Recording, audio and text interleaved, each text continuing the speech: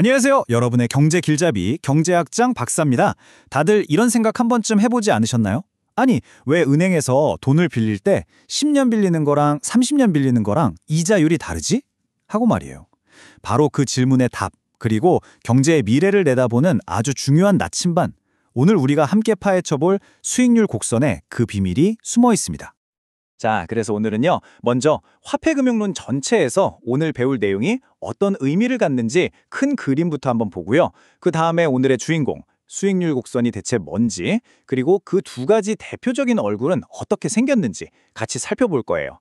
그리고 나서 가장 중요한 핵심 특징들을 딱딱 짚어보고 이 모든 것들이 어떻게 경제를 보는 우리의 시야를 확 넓혀주는지 이야기해 볼게요. 자, 준비되셨죠? 바로 출발합니다. 네, 그러면 가장 근본적인 질문부터 시작해 봅시다. 바로 이거예요. 대체 이자율은 왜 만기에 따라서 달라지는 걸까? 아주 우리 실생활이랑 밀접한 질문이죠? 여기서부터 한번 이야기를 풀어가 보죠. 맞아요. 아주 좋은 질문이에요. 우리가 집 살 때 은행 가서 주택담보대출 상담 받는 걸 한번 상상해 보자고요. 보통 그렇죠. 10년 만기 대출보다 30년 만기 대출 이자율이 더 높잖아요. 똑같은 돈을 빌리는데 왜 기간이 다르다고 이자율까지 달라지는 걸까요? 바로 이 질문에 대한 해답이 이자율의 기간 구조라는 개념 안에 숨어 있습니다. 말이 좀 어려워 보이지만 사실 아주 간단해요. 뭐냐면요, 다른 조건은 다 똑같은데 오직 만기만 다른 금융 상품들의 이자율이 서로 어떤 관계를 맺고 있는가, 이걸 바로 이자율의 기간 구조라고 부르는 겁니다. 자, 그럼 이 눈에 보이지도 않는 기간 구조라는 관계를 어떻게 하면 한눈에 딱 파악할 수 있을까요? 아주 똑똑한 경제학자들이 정말 멋진 도구를 하나 만들어냈어요. 바로 오늘의 주인공, 수익률 곡선입니다. 함께 만나보시죠. 수익률 곡선, 이름은 좀 거창해 보이지만 사실 별거 아니에요. 말 그대로 아까 말했던 그 이자율의 기간 구조를 그래프로 짠 하고 보여주는 겁니다. 가로축에는 만기, 그러니까 1년, 2년, 10년 이렇게 시간을 놓고요. 세로축에는 이자율을 놓고 각 만기에 해당하는 이자율을 점으로 콕콕 찍어서 쭉 이은 선. 어때요? 생각보다 간단하죠? 아, 그런데 여기서 진짜 중요한 약속이 하나 있어요. 이 슬라이드 꼭 기억해야 돼요. 우리가 수익률 곡선을 제대로 보려면 비교하는 채권들이 있잖아요.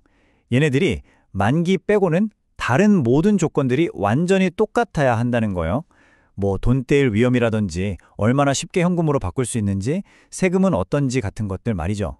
왜냐하면 만약에 조건이 다르면 이자율 차이가 순수하게 만기 때문인지 아니면 다른 조건 때문인지 알 수가 없잖아요. 그쵸?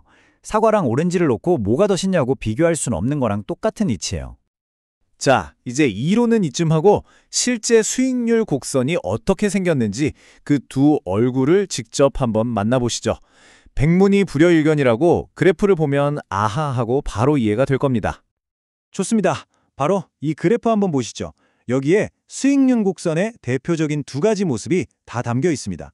왼쪽이 A, 우리가 보통 보는 일반적인 모습이고요. 오른쪽이 B, 좀 특이한 비정상적인 모습이에요. 자, 그럼 먼저 왼쪽 A 그래프부터 자세히 들여다볼까요? 이게 바로 우리가 아주 흔하게 볼 수 있는 정상 수익률 곡선이라는 거예요. 가로축, 즉 만기가 오른쪽으로 갈수록 길어지는데 세로축인 이자율은 어떻게 되고 있죠? 맞아요. 점점 위로 올라가죠. 그래서 오른쪽 위를 향한다고 해서 우상향한다 이렇게 말하는 겁니다. 이걸 좀 있어 보이는 경제용어로 장고단저라고도 해요. 장기금리는 높고 단기금리는 낮다. 바로 이 뜻이죠. 그럼 이제 오른쪽 B그래프를 한번 볼까요? 이건 뭔가 좀 이상하죠? 만기가 길어지는데 오히려 이자율이 아래로 뚝뚝 떨어지고 있어요. 그래프가 오른쪽 아래를 향하잖아요. 이걸 우하향한다 또는 금리가 역전됐다고 표현해요. 이런 건 사실 흔하게 볼 수 있는 모습은 아니에요. 그래서 비정상적이라고 부르고요. 보통 앞으로 경제가 어려워질 거라는 아주 강력한 신호로 해석되기도 한답니다. 자, 그럼 이 두 얼굴의 핵심 차이를 한번 정리하고 넘어갈까요? 이 표를 보면 한눈에 들어오죠. 우상향 곡선은 일반적인 상황, 즉 장기 이자율이 단기 이자율보다 높은 상황을 의미하고요.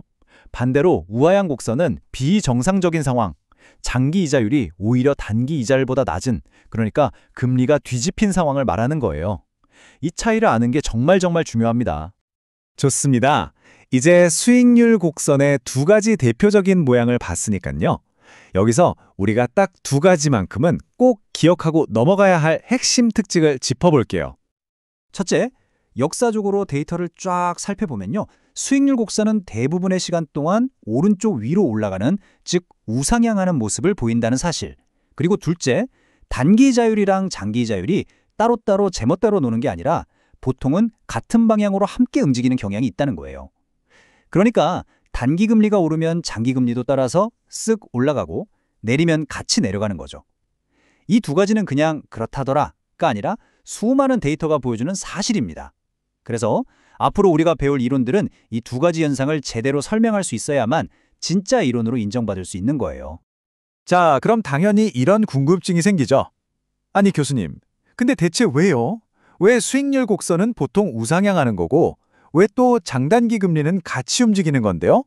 바로 이 왜라는 질문에 답하는 게 경제학의 진짜 묘미 아니겠어요? 아주 예리한 질문이에요. 바로 그 답이 여기 있는 세 가지 주요 이론들 속에 숨어 있답니다. 첫 번째는 미래 금리에 대한 사람들의 기대가 지금의 금리를 결정한다는 기대 이론. 두 번째는 장기 채권은 좀 더 위험하니까 일종의 프리미엄을 더 얹어줘야 한다는 유동성 프리미엄 이론. 그리고 마지막으로 단기 시장이랑 장기 시장은 아예 다른 세상이어서 따로따로 움직인다는 시장 분리 이론이 있죠. 와, 이름만 들어도 흥미진진하죠. 이 재미있는 이론들에 대한 이야기는 우리 다음 시간에 더 자세하고 깊게 파헤쳐보기로 하죠. 기대 많이 해주세요. 자, 이제 슬슬 오늘 배운 내용들을 정리해 볼 시간입니다. 여러분은 오늘 수익률 곡선이라는 정말 강력한 도구를 하나 얻으신 거예요. 이게 그냥 시험 점수를 위한 지식에서 끝나는 게 아니라요.